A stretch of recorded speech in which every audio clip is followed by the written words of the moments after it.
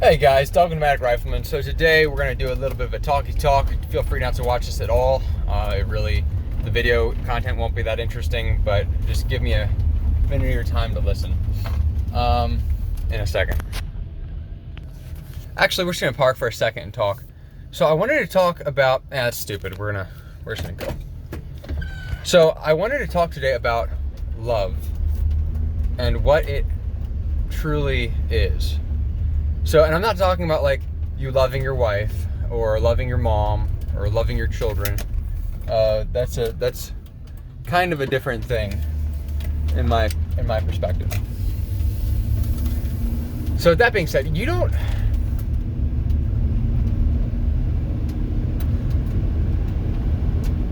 love is a verb as much as it is an emotion, as much as it is a characteristic. A fearing person, a fearful person, will have a very difficult time experiencing, sharing love. Because it's going to come from a place of fear.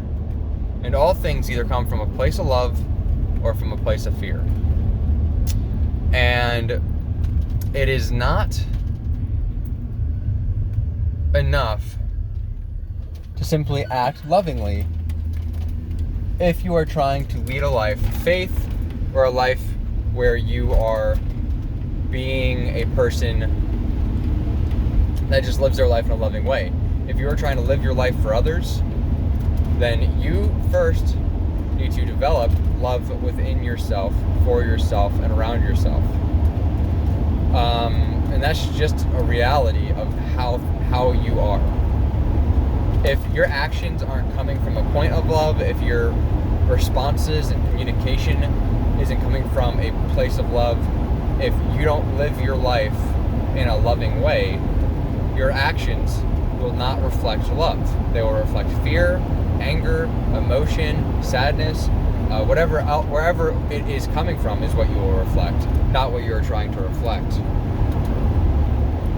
So, with that being said, we don't get to choose what love looks like and what people require of us to be loving.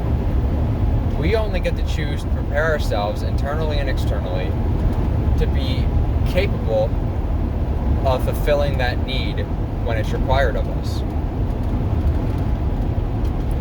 Let me word that slightly differently. We don't define love. The people in our environments needs define it.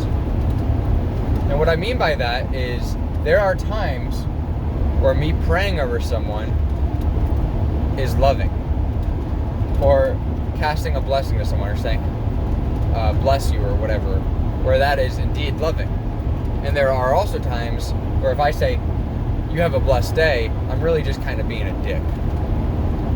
So if there's a person on the side of the road begging for money that hasn't eaten in 2 days, and I say have a blessed day, and I have $100 in my pocket, that's not loving. I'm not giving that person any love. If I pick that person up and take him out to eat and talk to him, and spend some time with him, or I bring him some food and sit down, and give him some conversation, some time, some respect, you might change that person's life. That's just a matter of fact. And when you start experiencing that within your life, it will change you. It will change how you look at life. It will change everything. 1 second.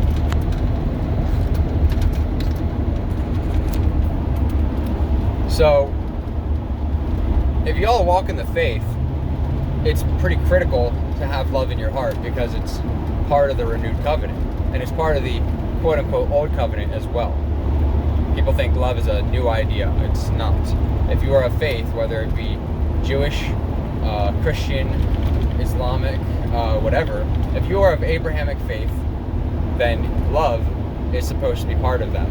Now, how we display that love will depend on the requirements of the situation.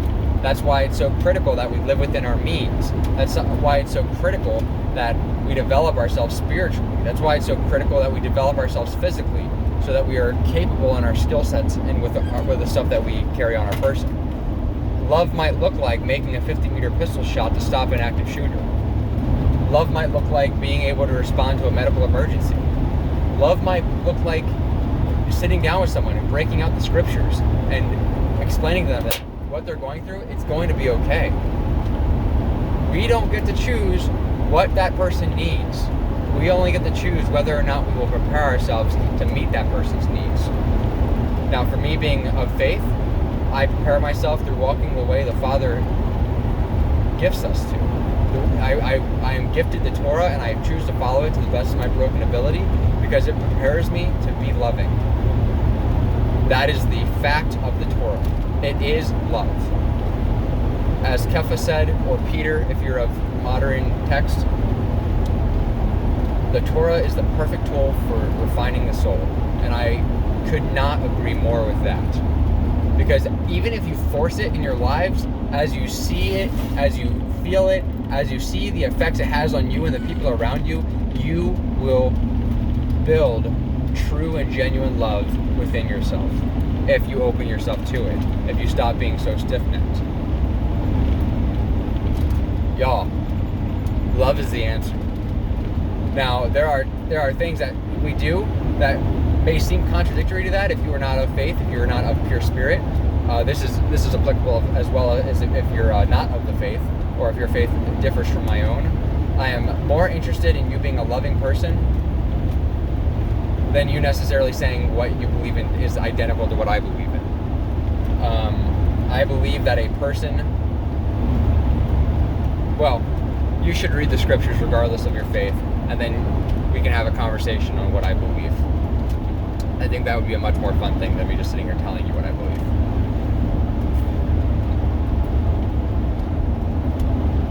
But y'all, get out there and train. Get out there and live within your means. Develop your emotional relationships and your spiritual ones, because it will change your life in a way that I cannot explain. And then, no, we'll do that in a separate video, but y'all, seriously, get out there and do your best to be the person that the people around you need you to be. That starts first with working on what is inside of you and where it's coming from, and truly self-analyzing and reflecting on how you feel about that. This has been Doug with the Matic Rifleman. I hope y'all are having a wonderful week. Keep getting out there and getting after it. Doug with the Matic Rifleman, because everywhere deserves good and capable riflemen. Y'all have a kick butt day.